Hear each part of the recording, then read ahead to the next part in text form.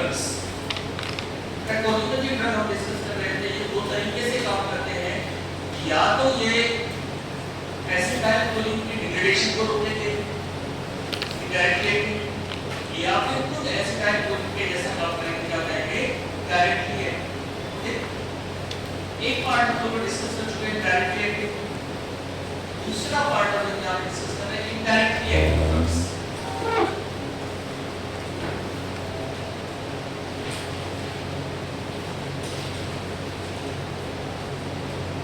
जितने भी indirectly active drugs हैं उन सबका मेकैनिज्म एक्शन हम ये बेटा जैसे ये आपका कोलिनर्जिक है, इससे क्या हुआ एसिटाइलकोलिन, ये एसिटाइलकोलिन आपका मस्करिनिक और निकोटिनिक रिसेप्टर से बाइंड होगा। मस्करिनिक में कौन सा बड़े बेटा है M1 M2 M3 M4 M5,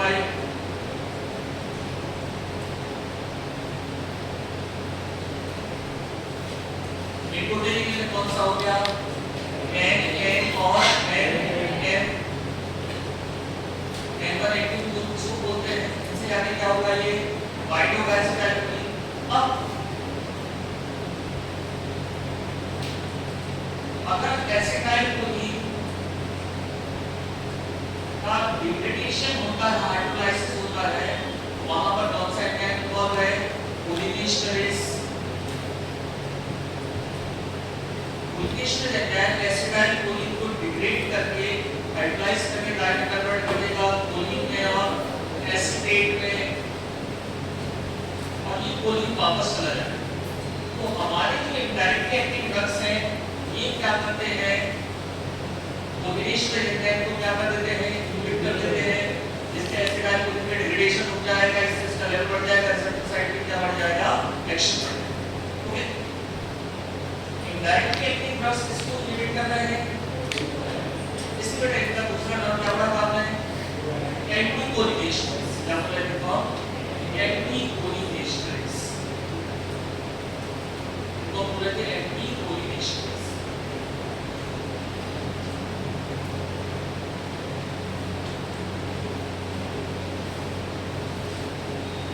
जितने भी ड्रग है कोलिनेशन एंजाइम को इनहिबिट कर रहे हैं, कुछ ड्रग कम समय के लिए इनहिबिट करेंगे और कुछ ड्रग ज्यादा समय के लिए इनहिबिट करेंगे। जो कम समय के लिए इनहिबिट करेंगे वो हमारे काम के हैं, जैसे मेडिसिन क्या बोलेंगे उनको हम रिवर्सिबल इनहिबिटर्स।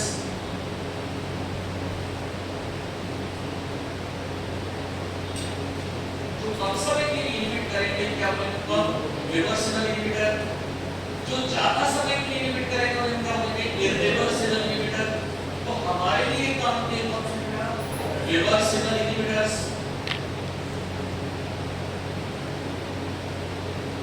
रिवर्सिबल में हमने पढ़े थे carbamates and non carbamates. Carbamate में हम पढ़ रहे थे लिपिड सॉल्युबल और वाटर सॉल्युबल। पहले हम वाटर सॉल्युबल की बात करते हैं। वाटर सॉल्युबल जो आपके हैं नियोस्टिगमिन और पाइरिडोस्टिगमिन,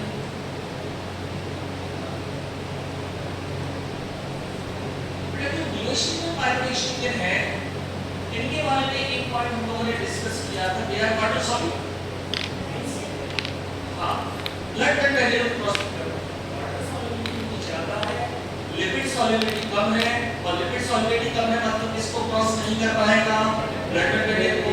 एडिटिव क्या पढ़ रहे हैं, they have no adverse effect on CS. Important word है, इंपॉर्टेंट है, they have no adverse effect, they have no adverse effect on CS. इसमें जो वाटर सॉल्युबल में they have no adverse effect on CS. CS में किसी भी तरह का कोई भी एडवर्स इफेक्ट ये शो नहीं करेंगे, there no adverse effect on. अब इंडिविजुअल पॉइंट अगर देखें बेटा तो नियोस्टिगमिन आपका है क्या बेटा रिवर्सिबल इनहिबिटर, मतलब कुछ समय के लिए इस एंजाइम को क्या कर देगा बेटा इनहिबिट कर देगा। इसका एक एक्स्ट्रा फीचर है, वो फीचर ही इसको इंपॉर्टेंट बनाता है। दिस इज NM agonist, ये एक्स्ट्रा फीचर है इसका। कोलिनेशन इनहिबिटर है लेकिन डायरेक्टली काहे का काम करता है, ये NM agonist का काम करता है। कोई भी ड्रग अगर NM रिसेप्टर के लिए एगोनिस्ट का काम करता है तो एक्शन क्या आएगा, आप लोग पढ़ चुके हैं, स्केलेटल मसल कॉन्ट्रैक्शन करवाएगा, और स्केलेटल मसल कॉन्ट्रैक्शन करवाएगा मतलब इसको रेगुलेट करेगा, सोमेटिक नर्वस सिस्टम को, मतलब रिलैक्सेंट इफेक्ट को क्या करेगा, रिवर्स करेगा। क्या न्यूरोस्टिमुलेंट के दो यूज क्या हो गए, दो इफेक्ट क्या हो गए, पहला क्या है बेटा, बेसिकली क्या है ये कोलिनेशन इनहिबिटर, लेकिन एक्स्ट्रा यूज क्या है, दिस इज NM agonist, मतलब यहां पर ये कैसा काम कर रहा है, डायरेक्टली एक्टिव कौन से रिसेप्टर के लिए, NM रिसेप्टर के लिए। और अगर हम इसको NM agonist बोल रहे हैं, क्या बोल रहे हैं इसको, NM अगर हम इसको बोल रहे हैं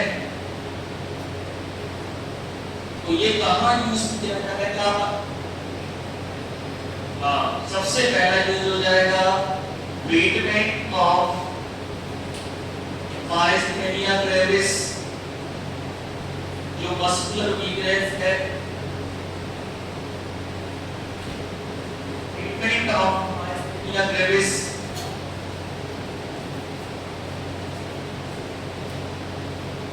दूसरे क्लास ये तो दूसरा यूज क्या होगा इसका, बेटा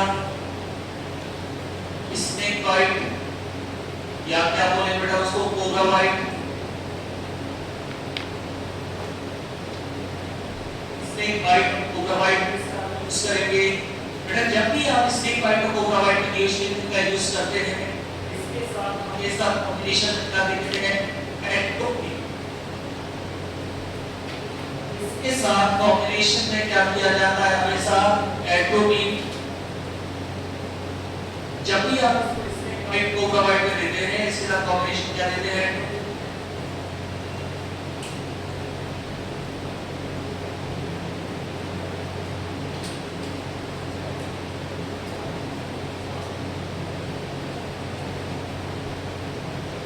एट्रोपिन के लिए बेटा दो फायदे। पहला फायदा एट्रोपिन कहां पहुंच जाता है, ब्रेन में, तो बेटा ब्रेन में जाके ये मोटर सेंटर को स्टिमुलेट कर देगा।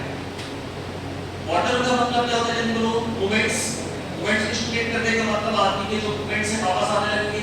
जहर के बाद, स्नेक बाइट के बाद क्या होगा, आदमी की बॉडी रिलैक्स होने लगेगी, कहने लगती है, तो वापस मूवमेंट को लाने के लिए एट्रोपिन का एक फायदा होगा। तो ये बेटा इसमें से जो एक बहुत इंपॉर्टेंट पॉइंट है, atropine stimulate, atropine stimulates motor centre, MOTOR, motor centre, motor मतलब बेटा मूवमेंट, मोटर सेंटर इन CNS, CNS में ये मोटर सेंटर को क्या कर देता है, स्टिमुलेट कर देता है, स्टिमुलेट मोटर सेंटर इन CNS। दूसरा फायदा बेटा बहुत ध्यान से समझना है, बुक में नहीं समझाएगा, बहुत ध्यान समझ लेना, नहीं समझ में आया पूछ लेना, बहुत इंपॉर्टेंट बेटा। एट्रोपिन जो है बेटा ये मस्केरिनिक एंटागोनिस्ट, मस्केरिनिक रिसेप्टर को क्या करेगा, एंटागोनाइज। अब आप देखिए बताओ क्या फायदा हो जाएगा अगर ये मस्केरिनिक रिसेप्टर को एंटागोनाइज करेगा,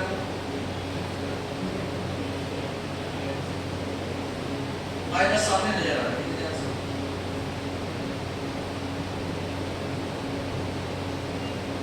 एट्रोपिन मस्केरिनिक रिसेप्टर को एंटागोनाइज करेगा, ब्लॉक कर देगा मस्केरिनिक रिसेप्टर को, क्या फायदा होगा, मस्केरिनिक रिसेप्टर क्या फायदा होगा, ये पूछ रहे थे क्या फायदा होगा, सामने आंसर दे।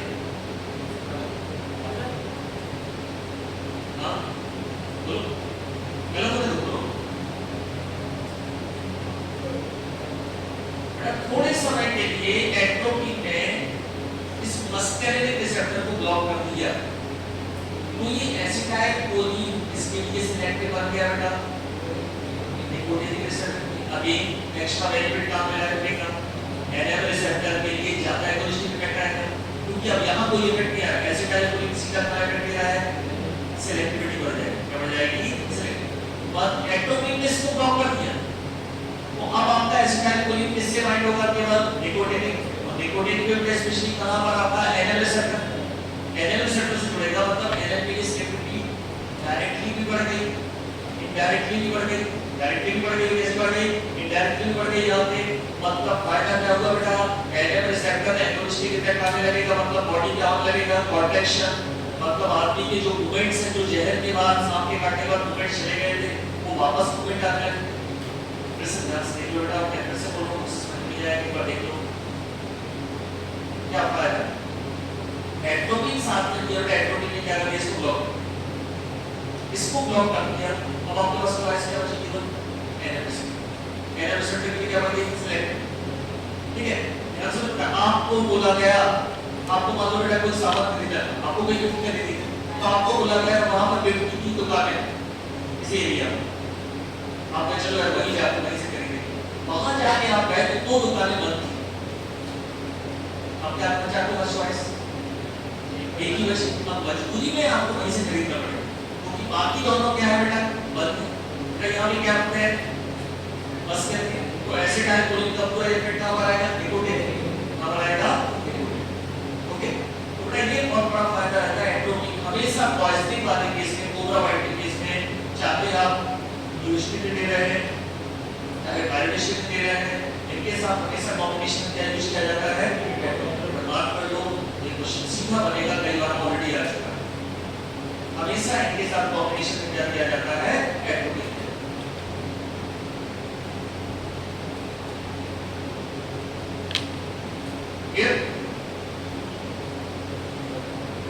एक और यूज के थोड़ा क्या पढ़ा था मैं यूएसटी में? क्या आपने किसी को टिक्की को कुरारे दिया, स्केलेटल मसल रिलैक्सेंट, कहां दे रहे थे बेटा? स्केलेटल मसल रिलैक्सेंट याद करो, एनेस्थीसिया में। अब एनेस्थीसिया के बाद आदमी को तो होश आ गया, लेकिन उसका शरीर नहीं चल पा रहा, क्योंकि अभी भी किसका इफेक्ट है? स्केलेटल मसल रिलैक्सेंट, तो उसके इफेक्ट को वापस रिवर्स करना है, क्या देना पड़ेगा बेटा? एगोनिस्ट, बेटा अगला यूज लिख लो, to reverse the effect of, to reverse the effect of skeletal muscle relaxant, to reverse the effect of skeletal muscle relaxant, to reverse the effect of skeletal muscle relaxant, skeletal muscle relaxant के effect को reverse कर।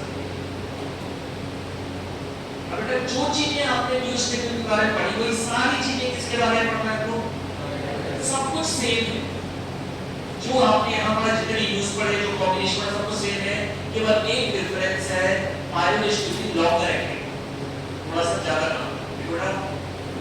पायरोस्टिमुलिन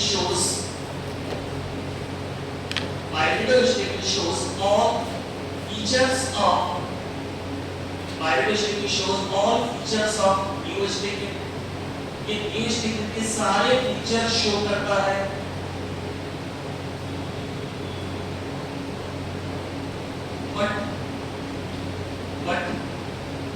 but it is longer acting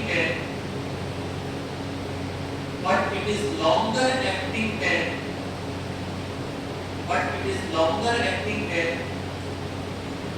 न्यूस्टिक, it is longer acting than न्यूस्टिक। मतलब जो हमने पढ़ा है वहां पे बेटा इसके साथ की कॉम्बिनेशन हमेशा चलेंगे, एट्रोपिन अगर स्नेक बाइट में आप यूज कर रहे हैं, ये भी क्या है? एनएम एगोनिस्ट है, इसका यूज भी कहां किया जाता है? बेटा रिवर्स कर रहे हैं, ये भी कोई सीरियस में साइड इफेक्ट शो नहीं करता है, तो सारे फीचर जो हमने वहां पढ़े हैं वही फीचर्स रहेंगे, बट इट इज लॉन्गर, बस इतना आप याद रखिए। बेटा ये कौन सा होगा हमारे? Water soluble. अब हम आते हैं बेटा लिपिड सॉल्युबल। लिपिड सॉल्युबल का क्या फायदा रहेगा? इसको क्रॉस कर देगा ब्लड में, कार्बोनेट्स आते हैं लिपिड सॉल्युबल।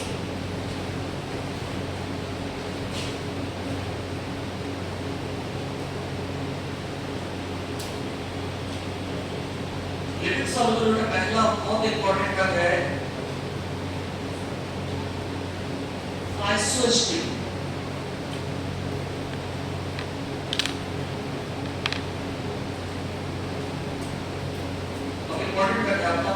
सोचते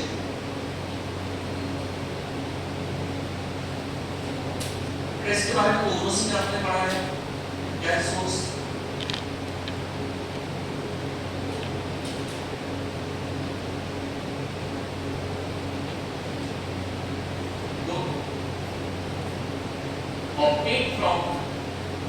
obtained from isostigma venosa बताया कौन सा एम्प्लॉयड है इंडोल एम्प्लॉयड कौन सा एम्प्लॉयड है इंडोल एम्प्लॉयड एडवर्ड मैक्समोनिका isostigma राउलिया बेटा isostigma venosa जो बीन्स रहते हैं कैलावर बीन्स की भोजन को उनसे isostigma नाम का कहते हैं because this is naturally occurring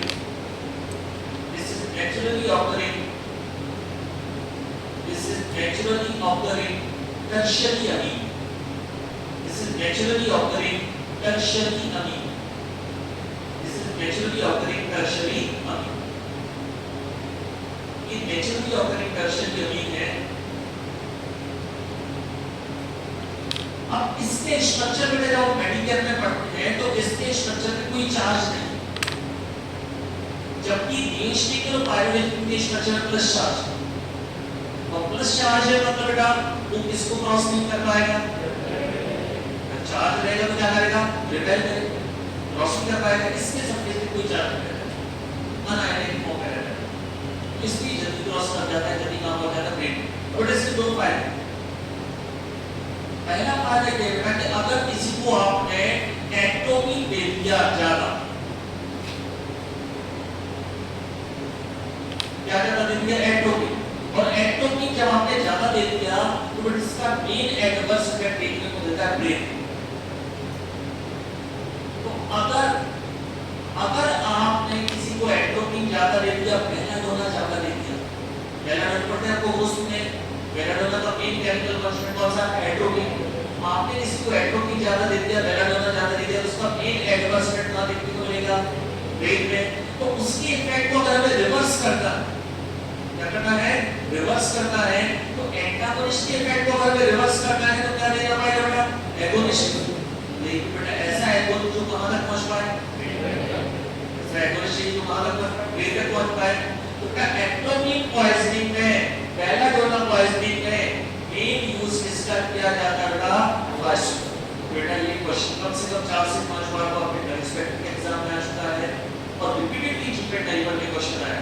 atomic poisoning, belladonna poisoning में कौन सा यूज किया जाता है फाइसोजन। देखो बेटा it easily cross blood-brain barrier, it easily cross blood-brain barrier and reverse the effect of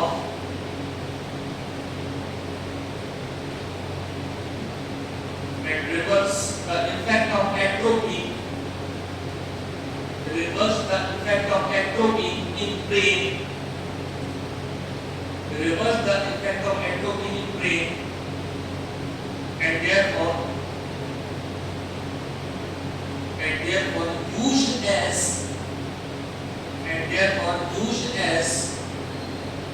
specific antidote, underline antidote, used as a specific antidote in atrophic poisoning.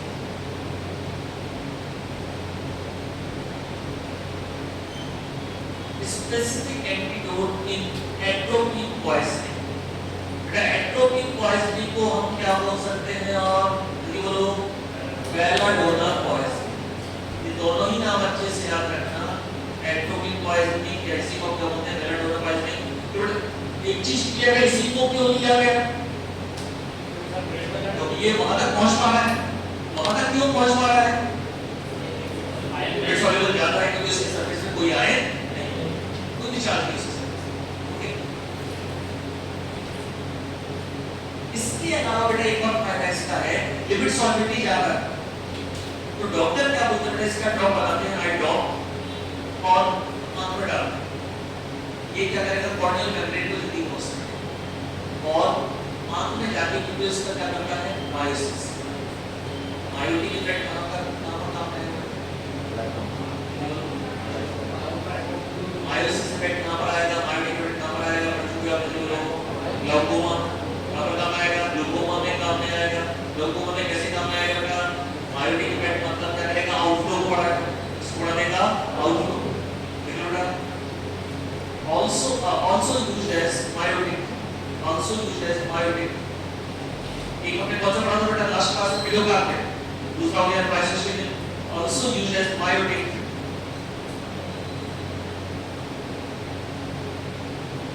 also used as myotic for the treatment of, also used as myotic for the treatment of open angle glaucoma, open angle glaucoma। Glaucoma बेटा पढ़ा होगा आप लोगों ने, कौन सा रहता है, ओपन एंगल और क्लोज एंगल। क्लोज एंगल मतलब बिल्कुल क्लोज हो गया, ओपन एंगल मतलब इमीडिएट ट्रीटमेंट किया जा सकता है by using medicine. Open angle glaucoma fibrosis का एज ए पार्ट यूज किया जाता है। तो दो की वाले घर यार, की वाला कौन सा हो गया, पिलोकार्प है, पिलोकार्प में क्या होता है, एज ए पार्ट फाइब्रोसिस की एज ए पार्ट। कई जगह बेटा बुक में फाइब्रोसिस को एक और नाम से लिखा गया है बेटा, वो नाम लिया हमने तो आप की सहराएं नाम अच्छे से आपके पास का मेडिकल में आपको स्पेशली किस है बोलते हैं इसको, फाइब्रोसिस को और किस नाम से जाना जाता है, किस है के नाम से जाता है,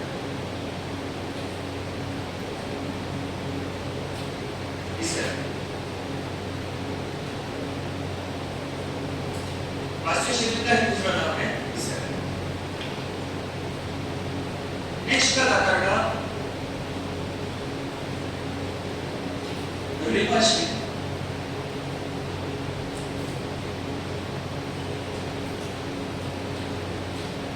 नेक्स्ट का आता है रिवर्स।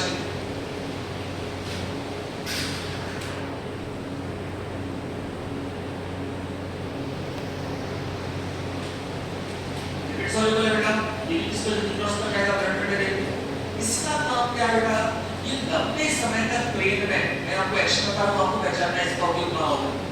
ये लंबे समय तक ब्रेन में स्पेशली कौन से एरिया में, हिप्पोकैम्पस में एसिटाइलकोलिन का लेवल बढ़ा रहेगा। लंबे समय तक ब्रेन के कौन से एरिया में, हिप्पोकैम्पस में एसिटाइलकोलिन का लेवल बढ़ा के रखता है, वहां पर एसिटाइलकोलिन का डिटेक्शन नहीं होने देता है, जो वहां यूज किया जाएगा एंटीएंजाइम, अल्जाइमर में नाम यूज किया जाएगा Alzheimer.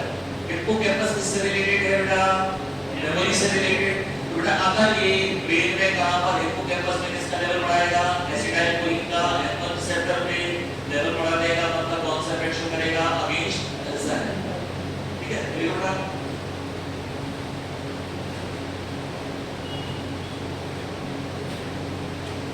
increase availability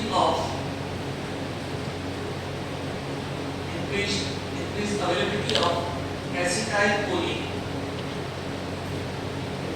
increase availability of acetylcholine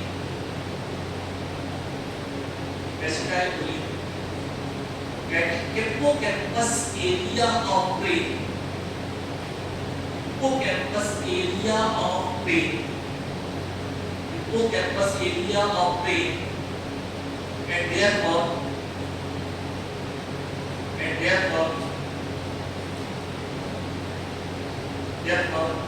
used for the treatment of, and therefore used for the treatment of Alzheimer. बेटा बहुत अच्छे से बात कर लो, मैं आपको सीएनएस स्टूडेंट के द्वारा लिखवाए थे 5 ड्रग जीआरडीटीवी से, गैलेक्टामाइन, रिवास्टिन, डोनिमेजिल और वेलनेक्टिन, वो पांचों ड्रग आपके किसके बीच यूज किए जाते हैं, अल्जाइमर।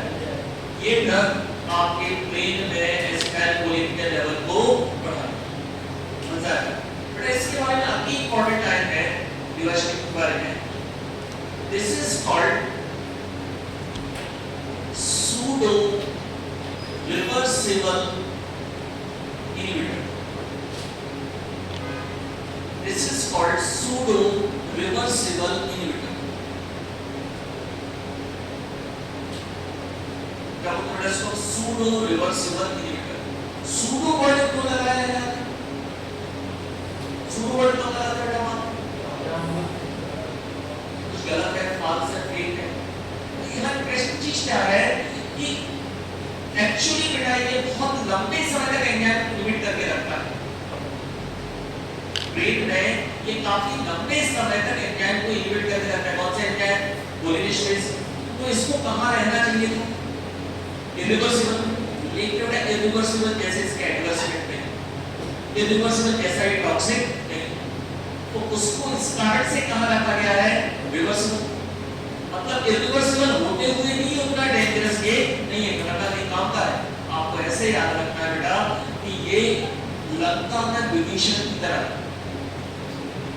राक्षस कुल का होते हुए भी करना नहीं है, नुकसान नहीं पहुंचाता है। कौन सा बेटा? ये इरिवर्सिबल, लेकिन नुकसान नहीं पहुंचाता है, फायदा देता है, इसलिए हमने कहा रखा है इसको रिवर्सिबल। कहा रखा है रिवर्सिबल। फिर ब्रेस्ट के लिए कौन सा पड़ेगा? सूड। बहुत आसानी से याद रखना। आपको कोई भी दोस्त रीवा का दोस्त होगा, आपको मैं यार झूठ बोल रहा है, कैसा है? सूड। रीवा से याद रखना, सूड। ओके, रिवर्स टेक्निक का यूज कहां पर किया जाएगा? अल्जाइमर। ये बेटा कौन सा हो गया आपके? कार्बोनेट्स। रिवर्सिबल टेस्ट के दो नॉन कार्बोनेट्स।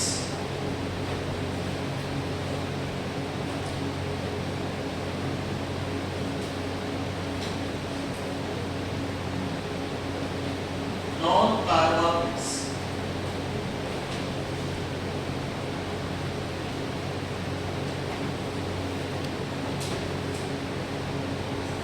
जिनमें कार्बोनिक एसिड ये वो क्या हो जाएंगे? Non carbonates. गैलेंटामाइन,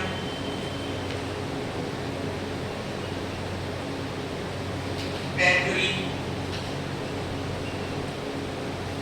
वेलमेंट्रीन, गैलेंटामाइन, टेट्रीन, वेलमेंट्रीन। ये जो गैलेंटामाइन है इसके बारे में मैंने आपको क्या बताया था? ये कहाँ यूज किया जाता है? अल्जाइमर में। मैकेनिज्म वही है, ब्रेन में कहां पर हिप्पोकैम्पस में किसका लेवल बढ़ाएगा? एसिटाइल। एक जगह तो याद रखिए थोड़ा सा बेटा, आपने याद गैलेंटामाइन वही काम करेगा।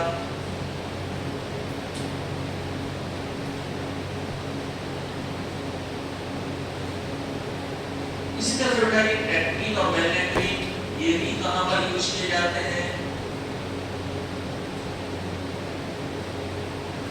अल्जाइमर में।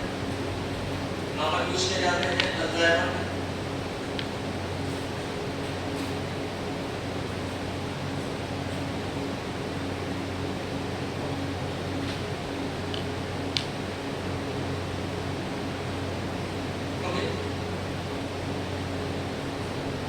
इनके अलावा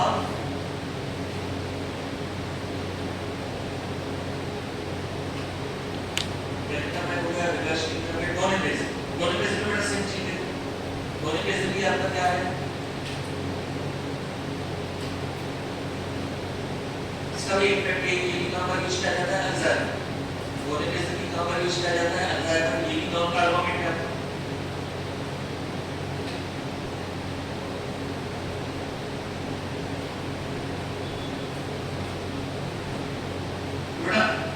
एक साथ आपको याद रखना है, हमने कैसे पढ़ा था? जीआरबीटी। जीआरबीटी वाले जितने ड्रग हैं, जी से गैलेंटामाइन, आर से रिवर्स टेक्निक, डी से डोनेपेज, डी से टेट्रीन, बी से वेलमेंट्रीन। बेटा ये जो ड्रग हैं इनके नाम में क्या कॉमन मिलता है आपको? एक्री। सो दे आर बेसिकली एक्रीन डेरिवेटिव। नाम में कहीं पर बेटा आपको एक्री मिल जाए, हम आगे जाके पढ़ेंगे एंटीमलेरियल वेपाक्टाइन, कौन सा डेरिवेटिव है? एक्रिडिन। तो ACRI नाम में एक्री मिल जाए मतलब कौन सा डेरिवेटिव है? ये एक्रिडिन।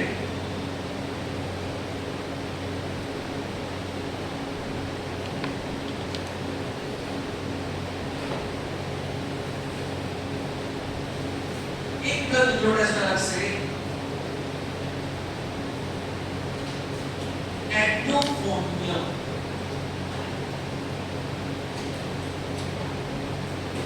एडोफोनियम क्लासिफिकेशन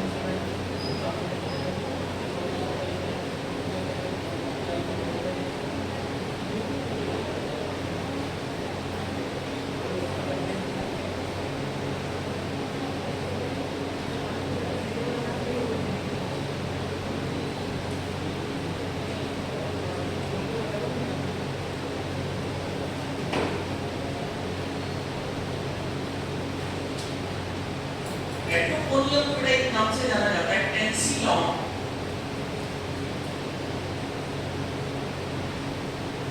एटोकोनियम किस नाम से जाना जाता है? टेंसिलॉन नाम से जाना जाता है।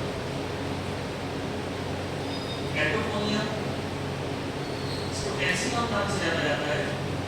This is also an agonist.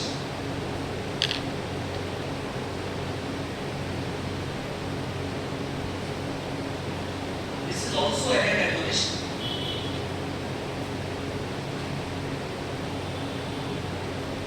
Comparatively with a potency कम है, लेकिन इसका यूज बड़े स्पेसिफिक जगह किया जाता है, जिसे बोला जाता है टेंसिलॉन टेस्ट। क्या बोला जाता है इसको? Tensilon test. Tensilon test use किया जाता है for the diagnosis of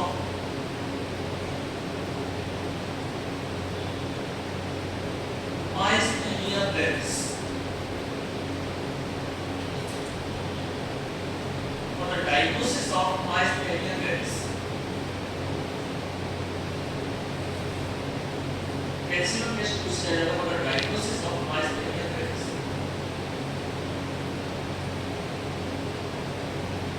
ये जो ड्रग है बेटा, ये myasthenia gravis की डायग्नोसिस में यूज किया जाता है। थोड़ा सा दिमाग लगाओ बेटा, क्या उन्होंने तरीका निकाला होगा डायग्नोसिस करने का myasthenia gravis है?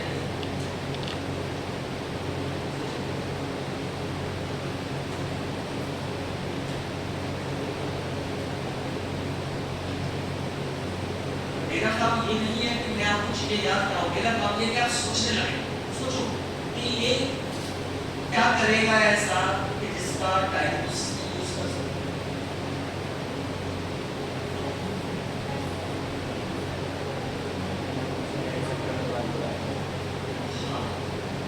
हाँ, समझ बेटा, एक आदमी को जिसको मस्कुलर वीकनेस हो गई, बेटा मस्कुलर वीकनेस होती तो बेटा चीज दिमाग में आती है, पार्किंसन तो नहीं, myasthenia gravis को नहीं, अदर मस्कुलर वीकनेस को नहीं, बहुत सारे मस्कुलर वीकनेस की बुलेटिन क्राइसिस हो सकती है, तो बहुत सारी चीजें वहां पर हो सकती है। अब हमें कंफर्म करना है myasthenia gravis है या नहीं, तो हम 1 से 2 मिलीग्राम उसको इंट्रावेनस से इंजेक्ट करते हैं, और अगर वो 1 से 2 मिलीग्राम इंट्रावेनस से इंजेक्ट करते हैं, उसकी स्केलेटल मसल एक्टिविटी इंप्रूव हो रही है, क्या हो रही है? इंप्रूव हो रही है, तो आप समझ जाएंगे बेटा क्या है myasthenia gravis। अगर उसको पार्किंसन होता तो पहले जैसा काम कर रहे थे, और कोई मस्कुलर वीकनेस होती तो पहले जैसा, लेकिन अगर एक्टिविटी इंप्रूव हो रही है मतलब कंफर्म हो जाएगा क्या है बेटा ये myasthenia gravis। बेटा एक बच्चा रो रहा था, उसकी इलाज क्या है? जैसे मेरे बच्चा था रोना, उसकी इलाज क्या है? उसकी पिताजी ने उठाया, उसको गाना सुना रहे हैं, अच्छा और तेज रोने लगा, उसको मारने लगे, बच्चा और तेज रोने लगा, माँ आई, माँ ने उसको पानी पिलाया, हो गया। इससे क्या पता चला? बच्चा प्यासा था, पिताजी गाना सुना रहे, तो उसकी प्यास बुझी, उसने रोना छोड़ दिया, मतलब उससे आपको कंफर्म हो गया क्या था वो प्यासा था। तो अगर आपने एन एगोनिस्ट दिया, उससे मस्कुलर एक्टिविटी क्या हो गई? इंप्रूव हो गई, मतलब आप कंफर्म हो जाओगे क्या ये myasthenia gravis। कैसे टेस्ट होगा? 1 to 2 milligram of atroponium, 1 to 2 milligram of atroponium, 1 to 2 milligram of atroponium improves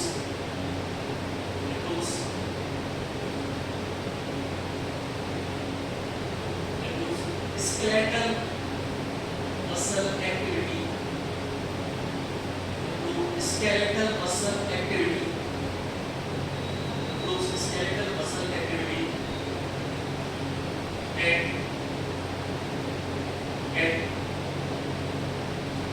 confirm the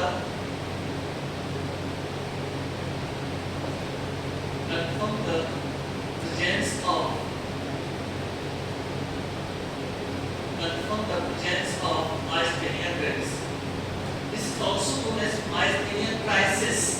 Myasthenia gravis किस नाम से जाना जाता है? myasthenia crisis। 1 से 2 मिलीग्राम अगर आपने देख लिया, स्केलेटल मसल इंप्रूव हो रही है, एक्टिविटी इंप्रूव हो रही है, मतलब कंफर्म हो जाएगा ये प्रॉब्लम किसकी है? myasthenia। बड़ा बेस्ट पैटर्न यूज किया जाता है, उसको इसको प्रोवोकेटिव टेस्ट बोलते हैं। एक टेस्ट यूज किया जाता था माइस्थेरिया में, उसको प्रोवोकेटिव टेस्ट बोलते थे। आप बता सकते हो उसमें क्या करते होंगे? आजकल तो ये लगभग बंद हो चुका है। एक टेस्ट पहले यूज किया जाता था, प्रोवोकेटिव टेस्ट बोलते थे उसको। आजकल लगभग बंद हो चुका है। तो इसमें क्या करता है? प्रोवोकेटिव नाम से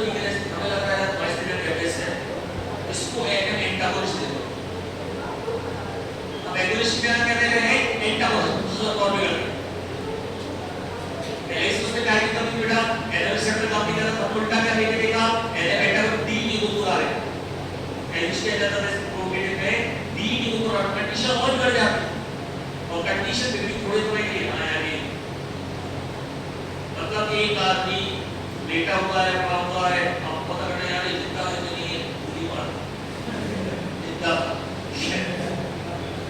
अपोजिट डायरेक्शन का क्या जाता है, अपोजिट डायरेक्शन का। तो प्रोवोकेटिव में क्या यूज किया जाता था? एंटागोनिस्ट को यूज किया जाता था, डी न्यूमोकुलर एक राष्ट्र इसका यूज नहीं किया जाता। हम इसका यूज करते हैं कैसे? ये सेफ है, यहां बिगड़ेगी नहीं तो कंडीशन मस्कुलर एक्सल एक्टिविटी क्या होगी?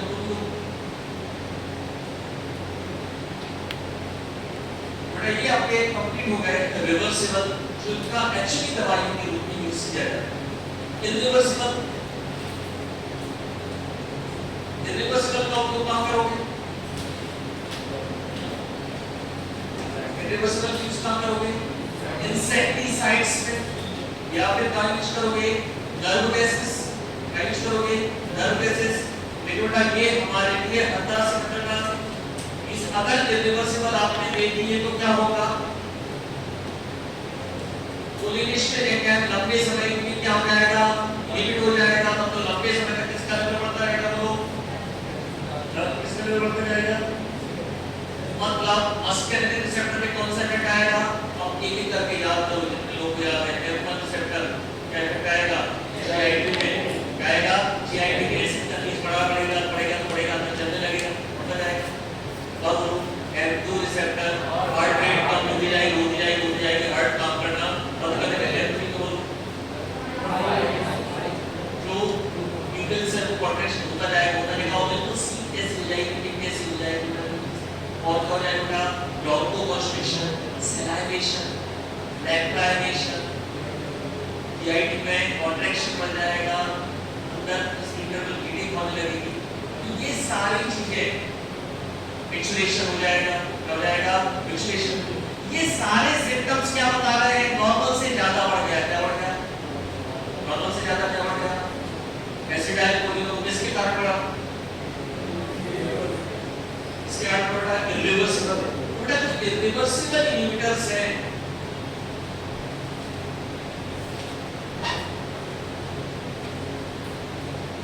इनकी सबसे बड़ी समस्या जो अभी मैंने आपको बताई है, ये क्या कॉज करते हैं, अच्छे से याद रखना। इरिवर्सिबल इनहिबिटर आपने दे दिया, ये क्या कॉज करेंगे? Anticholinesterase poison. आप इस एक्स्ट्रा एग्जाम पढ़े, क्वेश्चन पूछा जाता है short notes. Anticholinesterase poison, anticholinesterase poison. Symptoms आप बताएंगे बेटा एंटीकोलिनेस्ट्रेज पॉइजन के। रटने की जरूरत नहीं बेटा, बेसिक से रिलेट करो, अपने आप सिम्पटम्स निकलेंगे। रिसेप्टर वाइज होते जाओ, M1 M2 M3 M4 M5 करके सिम्पटम्स आएंगे। M1 उससे पहले M1 में क्या होगा? आइस प्लस M1 में क्या? GIT क्या हो जाएगा? एसिड रिलीज एक्सेस में बढ़ जाएगा, एसिडिटी बहुत ज्यादा बढ़ जाएगी। और M2 में हार्ट रेट कम होती जाएगी। और प्यूपिल्स का कॉन्ट्रैक्शन। बेटा प्यूपिल्स का कॉन्ट्रैक्शन इतना ज्यादा हो जाता है तो एक सीरियस दिखने लगती है, जिसे बोला जाता है, जिसकी वर्ड याद रखना बेटा, पिन पॉइंट प्यूपिल। क्या बोलते हैं इसको? Pin point प्यूपिल। बिल्कुल एक सीरियस पिन जैसी दिखती है वो, पिन पॉइंट प्यूपिल।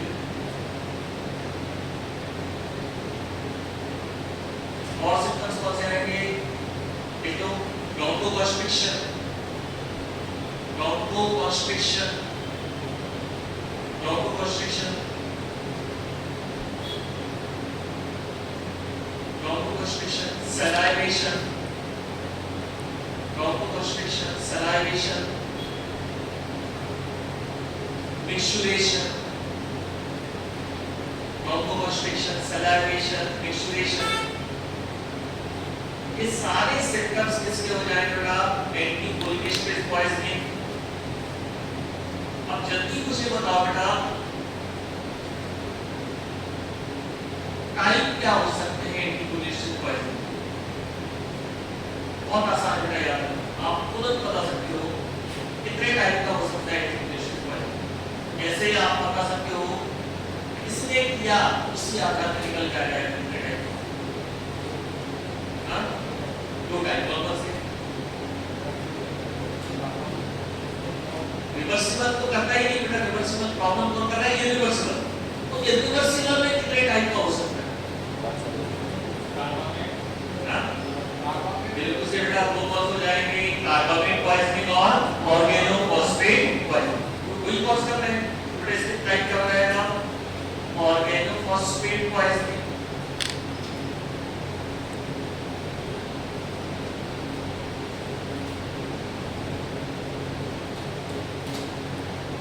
हो जाएगा कार्बामेट पॉइजनिंग।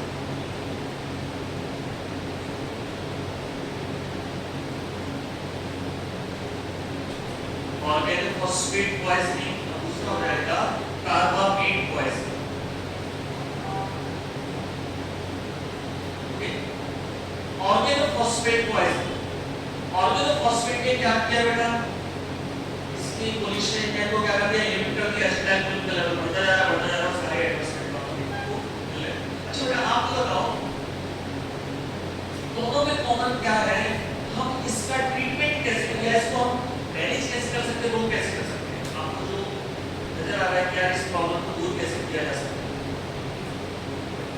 अगर किसी को एंटीकोलिनेस्टेज पॉइजनिंग हुई है, कार्बामेट पॉइजनिंग हुई है, तो आपके पास क्या चॉइस है कैसे इसका ट्रीटमेंट आप कर सकते हैं?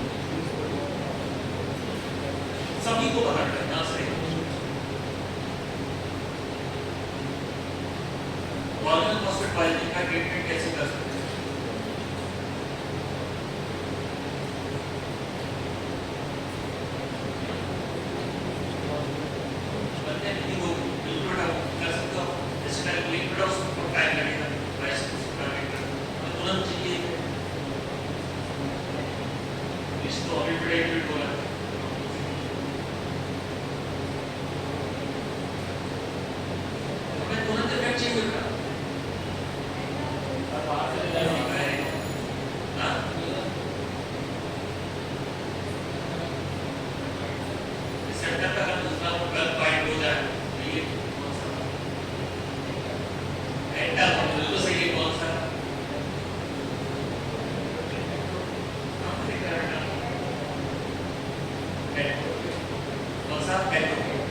एंटीकोलिनेस्टेज पॉइजनिंग में दोनों जगह कॉमन क्या है? ऑर्गेनोफॉस्फेट और कार्बामेट में ट्रीटमेंट का एक क्या है? ये तो बिना सोचे समझे हमें याद रखना है, एट्रोपिन तो देना ही देना। मतलब देना है एट्रोपिन, ब्लॉक कर देगा बस। मतलब एसिटाइल कोलिन टैबलेट कहां दिया जाएगा बेटा? Muscular receptor. और मस्कुलर रिसेप्टर तो मस्कुलर रिसेप्टर से रिलेटेड आता है, ठीक है? बेटा ट्रीटमेंट में पहला क्या हो गया?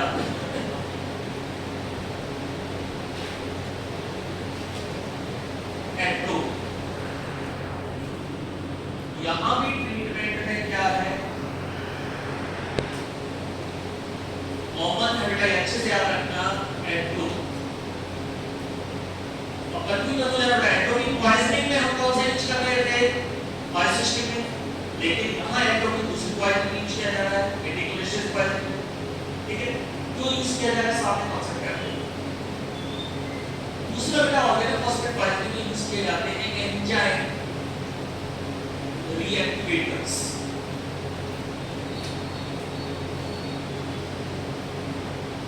ये ऐसी कैटेगरी बेटा ये एंजाइम की एक्टिव साइट को फिर से रिएक्टिवेट कर देता है। हमारी भी प्रॉब्लम क्या बेटा ये क्या लंबे समय तक रिएक्ट हो गया, हमें चाहिए कि अगर इसके इफेक्ट को वापस लाना है इसको क्या करना पड़ेगा, रिएक्टिवेट। कई बार होता है बेटा हम बिल्कुल लो एनर्जी में बैठे हैं, डिप्रेशन जैसा फील हो रहा है, बैठे हुए कोई कुछ हो गया, कुछ काम करने का मन ही नहीं कर रहा है, और फिर कुछ ऐसा होगा अचानक से हम क्या हो जाते हैं, रिएक्टिवेट। तो जिसके कारण वो हो रहा है तो हमारे लिए क्या काम कर रहा है, रिएक्टिवेटर। तो हम चाहते हैं एंजाइम को क्या करें, रिएक्टिवेट। एंजाइम रिएक्टिवेटर का काम करते हैं ऑक्सीजन्स। तीन एग्जांपल आपके यहां पे आता है, बहुत बार इस क्वेश्चन आया है। एंजाइम रिएक्टिवेटर का काम करते हैं ऑक्सीजन्स। ऑक्सीजन्स में सबसे फेमस है इसमें आपका प्रालिडॉक्सिन। प्रालिडॉक्सिन पहला कौन सा है, प्रालिडॉक्सिन। दूसरा है N-acetyl मोनोऑक्सिन। पहला हो गया प्रालिडॉक्सिन, दूसरा है N-acetyl मोनोऑक्सिन, और तीसरा है ओबिडॉक्सिन। तीसरा कौन सा हो गया, ओबिडॉक्सिन। पहला हो गया कौन सा बेटा, प्रालिडॉक्सिन, N-acetyl मोनोऑक्सिन एंड ओबिडॉक्सिन। बेटा कुछ याद न रहे तो केवल क्या याद रखना है, ऑक्सीजन्स। ऑक्सीजन्स कहलाते हैं, ये क्या काम करते हैं, एंजाइम रिएक्टिवेटर का काम। बेटा एंजाइम रिएक्टिवेटर का काम ये कैसे करते हैं, जो आपका कोलिनेशन एंजाइम है जब हम उसका स्ट्रक्चर ऐसा है, कोलिनेशन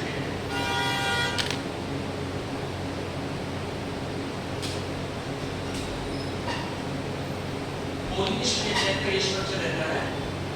कोलिनेशन एंजाइम में एक साइड रहती है आपकी एनालिक साइड,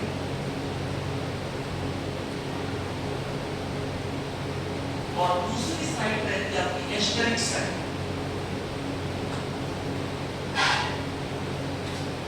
अब जो आपका ऑर्गेनोफॉस्फेट है बेटा वो एनालिक साइड से जुड़ नहीं पाता है, कहां जुड़ता है, एस्टरिक साइड, मतलब ये वाली साइड खाली। तो हमारे ऑक्सीजन्स यहां आके जुड़ जाते हैं, और जो यहां पर ऑलरेडी बाइंड है धीरे धीरे उसके साथ क्या करते हैं, कैटलिक बॉन्ड फॉर्म करते हैं, उसको हटा देते हैं। ये साइड कैसे हो जाती है, फिर से खाली हो जाती है, फिर से क्या अपना काम करता है। ध्यान सुनो बेटा, पोजीशन है साइड कौन सी है, एनालिक और एस्टरिक साइड। ऑर्गेनोफॉस्फेट पॉइजनिंग में कौन सी साइड खाली है, एनालिक। यहां पे आके कंबाइन हो जाएगा ऑक्सीजन्स, और पड़ोसी जो जुड़ा हुआ है उसके साथ एक बॉन्ड फॉर्मेशन करके उसको निकाल देगा, वापस से आपका एंजाइम कैसा हो जाता है, रिएक्टिवेट हो जाता है। लेकिन रिएक्टिवेशन क्यों हो पा रहा है, क्योंकि एक साइड यहां पर खाली, कौन सी साइड खाली है ऑर्गेनोफॉस्फेट पॉइजनिंग में, एनालिक का ऑर्गेनोफॉस्फेट PO4 एनालिक से एनालिक को ऑक्युपाई नहीं कर पाता, इसकी साइड क्या रहती है, खाली रहती है। अब आपको बेटा यहाँ पे अच्छे से याद रखना, ये कंफ्यूजन बिल्कुल नहीं होना चाहिए। कार्बोनेट पॉइजनिंग के लिए बेटा कौन सा यूज कर रहे थे ट्रीटमेंट हम, एटोपिन। कौन सा यूज कर रहे थे, एटोपिन। देखो बेटा oxygens can not be used in, oxygens can not be used in, oxygens can not be used in carbonate poisoning. Oxygens cannot be used in carbonate poisoning because in carbonate poisoning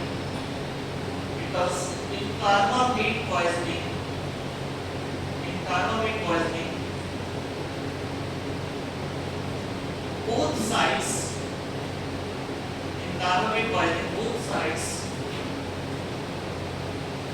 bracket include are compulsory anionic sides and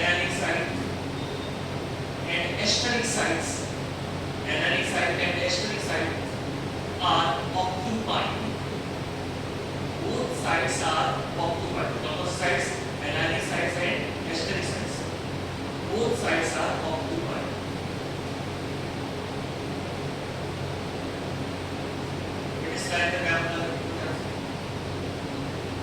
organophosphate poisoning में enzyme reactivation हो पा रहा था, लेकिन कहां नहीं हो पा रहा है, कार्बोनेट पर। क्यों नहीं हो पा रहा है? दोनों साइड खाली नहीं है, दोनों साइड भरी हुई है कार्बोनेट पर। जब दोनों साइड भरी हुई है तो इससे आगे जुड़ेगा उसके लिए क्या होना जरूरी था? एक साइड खाली होना जरूरी। ध्यान सुनो बेटा, हर कॉलेज में बेटा आप देखेंगे, हर क्लास में तो कोई ना कोई ऐसा लड़का रहता है जो कहीं एक्टिवेटेड रहता है, तो हर चीज में सॉल्यूशन निकालने का एग्जाम ये सॉल्यूशन निकालने। मान लो दो लोग एक लड़का और उसकी महिला है, दोनों घूमने के लिए। अब तीसरा ऐसा रहता है जो दोनों के बीच में भैया बन के आ जाता है, हर जगह पहुंच जाता है, ठीक है। अब वो लोग कहीं गए थे घूमने के लिए, चल बेंचर को भाई के साथ, अब लोग चले गए उनके साथ में गार्डन में। अब गार्डन में एक बेंच में एक अंकल बैठे और इसको चाहिए था कि मेरे दोस्त और उसकी बैठ जाए वहां, जैसे बोला तो चलता अंकल के पास और अंकल कहां से आया? अंकल अरे मैं तो नहीं जानता। अच्छा भाई, अच्छा हाँ ये तो क्या चीज करते हैं?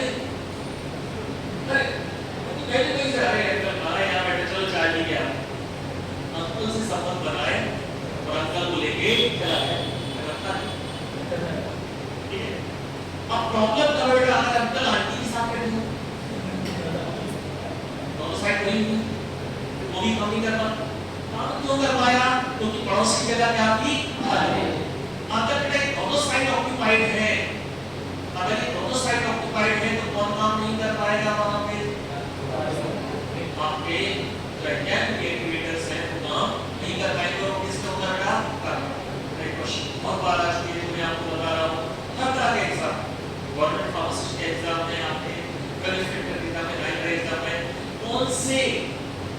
कौन सी पॉइजनिंग में आप एंजाइम एक्टिवेटर यूज नहीं कर पाएंगे? कार्बोनेट पॉइजनिंग नहीं देंगे। कार्बोनेट पॉइजनिंग कहां पर केवल एट्रोपिक यूज किया जाएगा? कार्बोनेट। एट्रोपिक कौन जगह पर? केवल एट्रोपिक ही आपको दिया जाता है। ऑर्गेनोफॉस्फेट पॉइजनिंग आपके पास एक एडिशनल बेनिफिट आप दे सकते हो एंजाइम एक्टिवेटर। पूरा कंप्लीट हो गया आपका चैप्टर कोलिनर्जिक ड्रग्स। इसमें मुझे आपको यूज लिखवाने की जरूरत नहीं है, बहुत सारे ऑलरेडी पढ़ चुके हैं। मायोटिक में, अल्जाइमर में, आप इसके इफेक्ट को रिवर्स करने के लिए तो जहां जहां तो आपने जब एग्जाम लिखोगे सेमेस्टर एग्जाम में तो आप वहां पे आराम से नेक्स्ट बेटा एंटीकोलिनर्जिक ड्रग्स।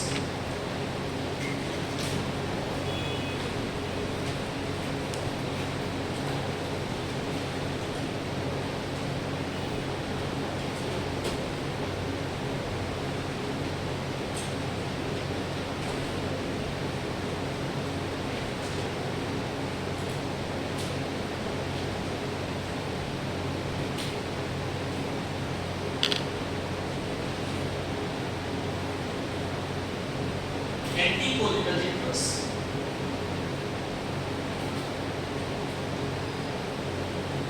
बेटा ये चैप्टर आपके लिए बहुत आसान क्यों बेटा? जो हमने कोलिनर्जिक में किया वो ना होने देना क्या हो जाएगा? अगर हम यहाँ पर मायोसिस दूसरा कॉन्ट्रैक्शन वहां क्या हो जाएगा? हाइड्रेसिस। यहाँ पर पढ़ रहे हैं ब्रोंकोकंस्ट्रिक्शन, वहां पर क्या हो जाएगा? ब्रोंकोडायलेशन। यहाँ पर पढ़ रहे हैं कि पर्सपिरेशन करता है, वहां पर क्या हो जाएगा? पसीना आना, ब्रोंकेज। यहाँ पर पढ़ रहे हैं एक्सप्लेनेशन करता है, वहां पर क्या हो जाएगा? ड्राइगो हो जाएगा, ड्राइगो। हमारे लिए बहुत आसान है, हमेशा एंटागोनिस्ट वाला पार्ट याद करना हमेशा आसान है। एंटागोनिस्ट को जो विरोध कर रहा है वो ना करने तो क्या हो जाएगा? Antagonist. These are the drugs.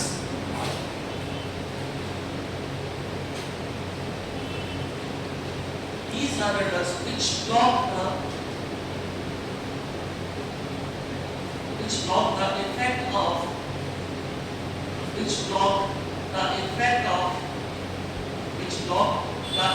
of acetylcholine. Which block the effect of acetylcholine at cholinergic receptors. At cholinergic receptor. क्या करने वाली है, ये कैटेगरी क्या करने वाली है, एंटागोनाइज। इसकी जो शुरुआत हुई वो हुई बेलाडोना से। तो बेलाडोना की खोज हुई उससे क्या निकला, एट्रोपिन। एट्रोपिन बस प्योर कोलिनर्जिक एंटर था। खासकर उस केस में जब आदमी की हार्ट रेट कम होती जा रही तुरंत वो एट्रोपिन का इंजेक्शन लेके हार्ट को पंक्चर करके इंजेक्ट कर देते। तुरंत क्या होता है, हार्ट रेट, ठीक है, क्योंकि एसिटाइलकोलिन क्या कर रहा है, हार्ट रेट को कम कर रहा है, तुरंत क्या कर दिया उसका हार्ट रेट को बढ़ा दिया। मतलब इमरजेंसी कंडीशन में भी एट्रोपिन बहुत जबरदस्त इफेक्ट होगा शुगर। ओके, इसका क्लासिफिकेशन नहीं लिख पा रहा हूं, क्या कर जाएगा, ठीक है, छोड़ क्लासिफिकेशन आप लिख लेना मुझसे, क्या पास हो रहा है, बड़ी है तो पॉपुलर उससे लिख लेना। यस, देखो पॉपुलर कनेक्शन में आ जाता है सीधा।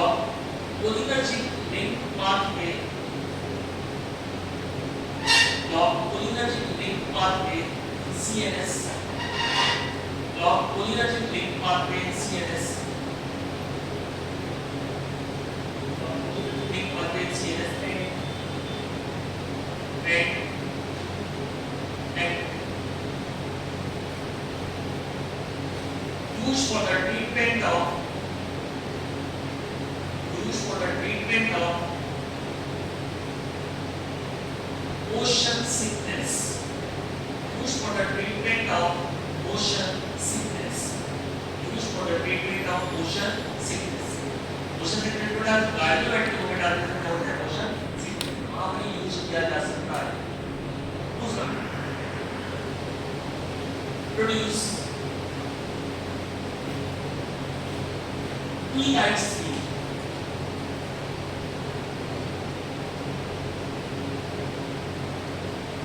produce E-night-3.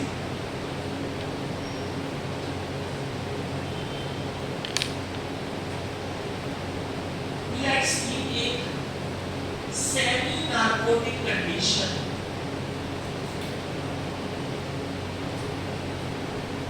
Semi narcotic condition है E-night-3। सेमी नार्कोटिक मतलब इसमें आदमी आधा जाता हुआ रहता, आधा सोया हुआ रहता, मतलब आधी नींद में रहेगा। आप उससे कुछ भी पूछोगे वो जवाब नहीं देगा, लेकिन क्या होगा नींद। सेमी नार्कोटिक कंडीशन क्या बेटा, उसकी एक बार पढ़ लें, पढ़ लो ताकि क्लियर हो जाए। Semi narcotic amnesic condition, semi narcotic amnesic condition. Amnesic word किससे बना हुआ है? अमनेशिया से। अमनेशिया का मतलब क्या होता है? Loss of memory. इस दौरान आदमी आधी नींद में रहता है, आधा सोया हुआ रहता है, आधा जगा हुआ रहता है। आप उससे जो भी पूछोगे वो जवाब देगा, लेकिन उसने क्या जवाब दिया उसको याद नहीं है। और इंटरेस्टिंग ये है बेटा कि इस दौरान आदमी झूठ नहीं बोलेगा, इस दौरान आदमी झूठ नहीं बोलेगा। और यही कारण का हायर सेकेंडरी नाम पर किया जाता है लाई डिटेक्टर टेस्ट। यहाँ पर किया जाता है लाई डिटेक्टर टेस्ट। कई बार ये क्वेश्चन आता है, इस्तेमाल करने वाला लाई डिटेक्टर टेस्ट। और इस दौरान आपके साथ जो भी हो रहा है, जो भी जवाब दे रहा है, वो बिल्कुल याद उसको नहीं रहेगा। आपको अगर मूवी देखनी पूरी 10 सब्जेक्ट देखिए, पूरी 10 सब्जेक्ट इसमें पूरा सीन किया गया है। गेट करने का है, उसका मार के उसको पूछता है क्या बोलता, तो दौरान को जो भी बोलना है उसको याद करने वाला। और बहुत कम चांस है बड़े वो झूठ बोले। केवल जो बड़े एजेंट रहते हैं बेटा, जैसे रॉक एजेंट, आईएसआई एजेंट, ये अपने आप को ये लोग इस तरह का ट्रेन कर लेते, कई बार इसमें पकड़ नहीं आता, लेकिन अधिकतर चांसेस रहते हैं इसका झूठ नहीं बोलेगा। क्या बोलते हैं इसको? विलेट्स। विलेट्स मतलब सेमी नार्कोटिक अमनेशिया कंडीशन। बेटा एंटोमिक का इफेक्ट क्या आ रहा था? स्टिमुलेंट। इसका इफेक्ट क्या आ रहा है? डिप्रेसेंट। इसलिए दो तरह की यूज हो रहा है कहां पर? मोशन सिकनेस में, दूसरा कहां पर? Light detector test. और एक यूज बेटा एंटी कोलिनर्जिक ड्रग्स का हम लोगों ने पढ़ा था पार्किंसन में, याद करो पार्किंसन में पढ़ा था हमने। पार्किंसन में ये जानने की कहां पर? ब्रेन में। और ब्रेन में कहां पर? सबस्टेंशिया नाइग्रा में। एसिटाइलकोलिन के इफेक्ट को क्या कर देंगे? कम कर देंगे। किसी किसका लेवल बढ़ जाएगा? डोपामिन का। कौन सा रहता है? Anti Parkinson. Central anti cholinergic drugs.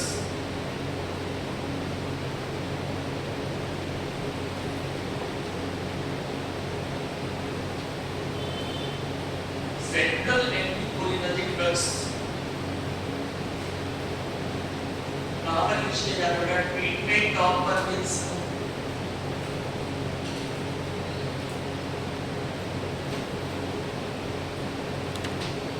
Central anticholinergic drugs कहां पर यूज किए जाते हैं? Treatment of Parkinson. एग्जांपल याद है? डोसाइक्लिडिन, माइपेरिडिन,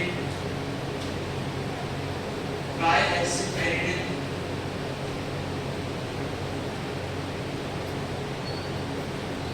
ट्राइहेक्सिपेरिडिन,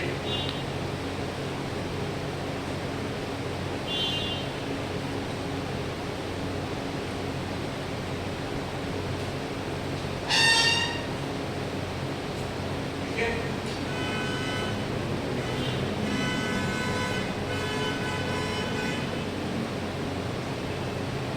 पहला तो होगा बेटा सीएनएस। उसके बाद जो भी हम पढ़ेंगे आपको याद आता है, आपने जाना चाहिए बेटा इफेक्ट क्या आने वाला है एंटीकोलिनर्जिक का। आइस,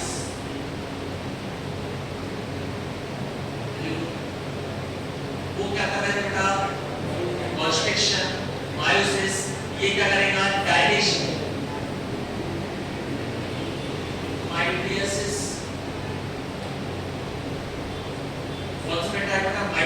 मायोसिस का मतलब क्या होता है? कॉन्ट्रैक्शन। माइट्रियोसिस का मतलब क्या होता है? डायलेशन। बेटा अगर कंफ्यूज हो कभी भी आपको तो ठीक हो को बड़ा करके लिख दो, माइनस क्या रखना है, डी से क्या रहेगा डायलेशन, माइनस मतलब डी से क्या रखोगे डायलेशन।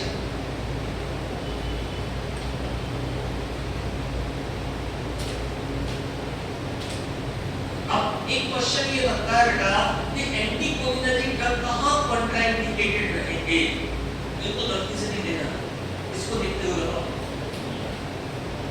सबको बता है।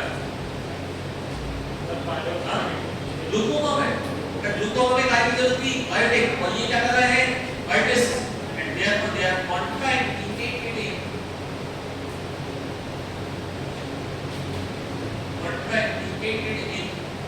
ग्लूकोमा।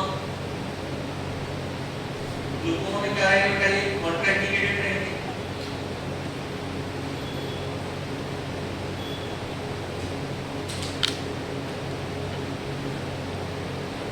इसके बाद बेटा एक्सोप्राइमेक्स,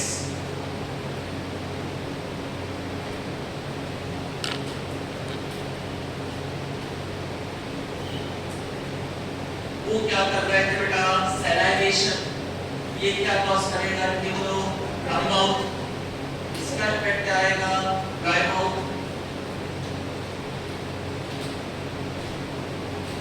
वो क्या कर रहे थे बेटा स्वेटिंग पर्सपायरेशन, ये उल्टा क्या करेगा बेटा पर्सपायरेशन को रोकेगा, इसलिए हमें गलती से ये कहा नहीं देना बेटा, अगर आपकी ऑलरेडी बुखार है कहा नहीं देना बेटा हाइपरथर्मिया बेटा डिक्रीज स्वेटिंग,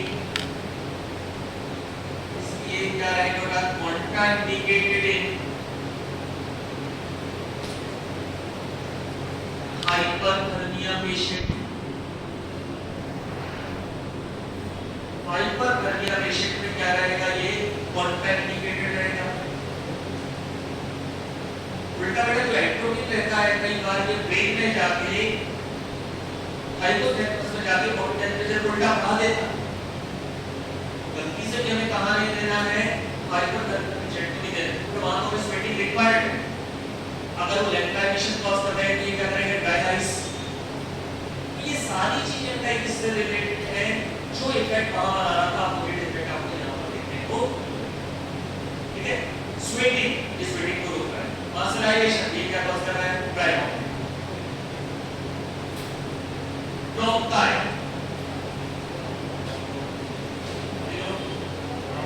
वो क्या करना था ब्रोंकोकंस्ट्रिक्शन, ये क्या करेगा ब्रोंकोडायलेशन।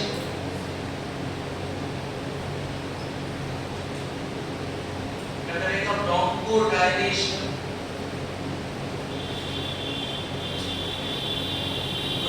ब्रोंकोडायलेशन शो करेगा तो हमारे लिए कहां फायदेमंद है, ग्लूकोडेक्स ये अस्थमा में, अस्थमा वाले जो एजेंट है उनके साथ कॉम्बिनेशन में कंसीडर किए जाते हैं एंटीकोलिनर्जिक ड्रग्स।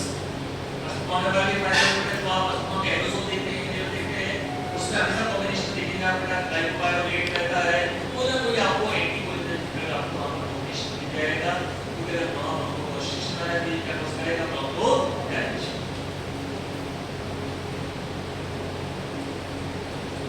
नेक्स्ट पूरा हार्ट के ऊपर,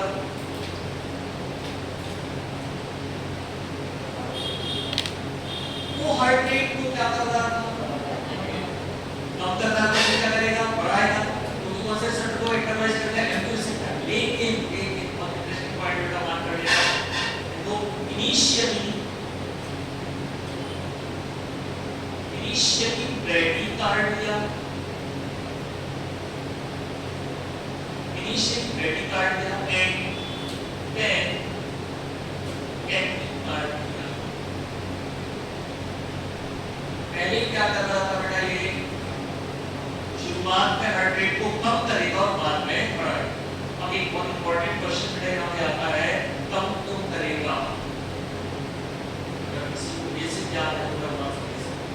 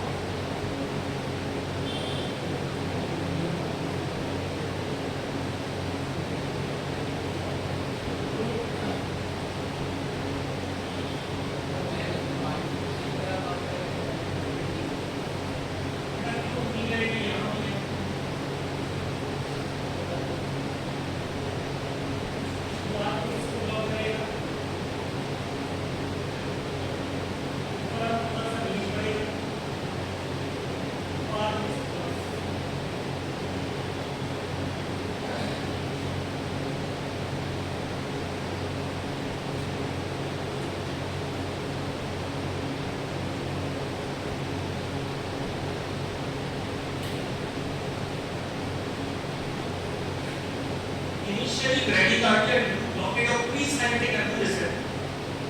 इस दौरान और ज्यादा रिलीज बढ़ जाए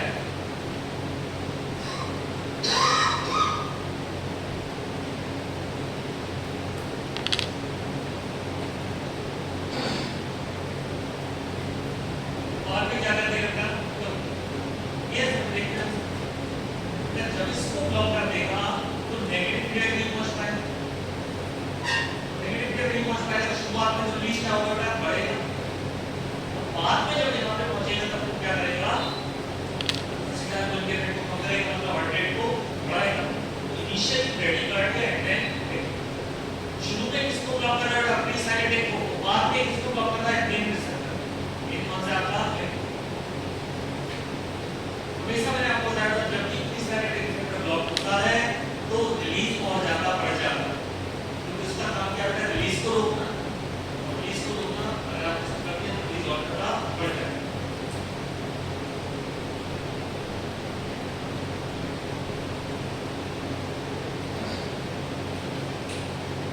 ठीक है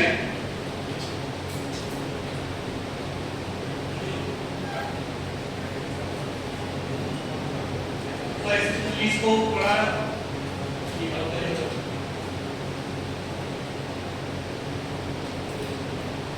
इस में उसका मतलब दिया जाता है acidity rate decrease motility motility को क्या कम कर देगा मोटिलिटी को कम करेगा मतलब मैनेज किया जा सकता है तो ट्रीटमेंट ऑफ स्पास treatment of diarrhoea spasmodic anti diarrhoea decrease other secretions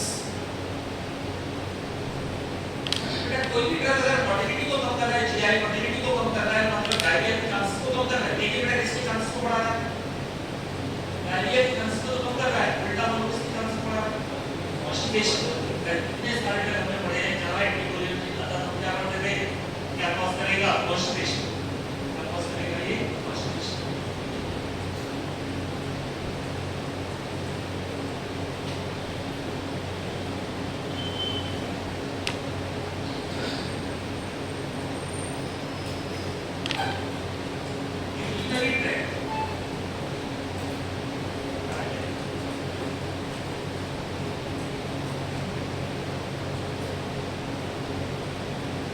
वो क्या कर रहा है बेटा यूरिनेशन को बढ़ा रहा है ऑक्सीडेशन को बढ़ा रहा है ये क्या करेगा यूरिनेशन को बढ़ा रहा है